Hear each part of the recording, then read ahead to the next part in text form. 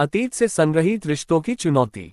धरा सोच रही थी और मन ही मन में अपने अतीत की यादों में खो गई थी।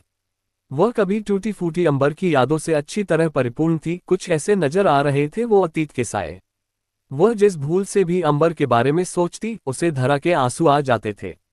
कितने दिन बीत गए और अब धरा का अतीत उसे क्या कह रहा था ये वह नहीं समझ पा रही थी। खैर, उसके अतीत का दौर जब भी चलता है तो उसे कितनी ही बार ये सोचता है कि क्या अंबर धरा एक हो पाएंगे। क्या अंबर और धरा एक हो सकते हैं।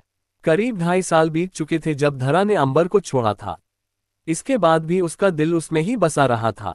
वह कभी कभी सोचती थी कि अंबर उसे माफ कर देगा, लेकिन कभी ऐसा कुछ नहीं हुआ।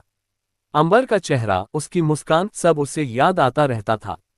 इसके बारे में सोचते वक्त उसका दिल उसे खुशी मिलती थी, लेकिन उसी के साथ एक अजीब सी बेचैनी भी थी।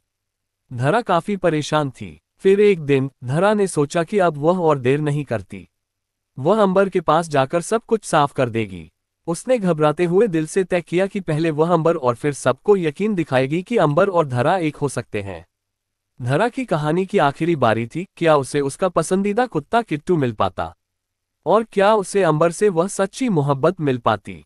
धरा की तय कीमत क्या थी? आखिरकार धरा की कहानी पूरी होकर रह गई। उसने अंबर को खोज लिया और कमबख्त उसके साथ खुशियों की बहार लूट ली। वह अंबर के साथ खुशियां मनाने, गलियों में घूमने और उसके साथ किट्टू के साथ खेलने लगी।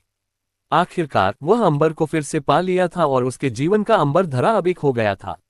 इस कथा में धरा का सामना अपने अतीत से करते हुए उसके रिश्तों को लेकर जूझते हुए उसकी साहसिकता और सहानुभूति पर ध्यान केंद्रित किया गया है।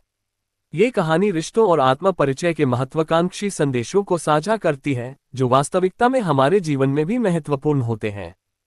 हेलो दोस्तों, कैसा लगा आपको कमेंट में जरूर बताइएगा। अगर अच्छा लगा तो लाइक, कमेंट और शेयर कीजिए। इस चैनल पर आप नए हैं तो सब्सक्राइब जरूर कीजिए। धन्यवाद।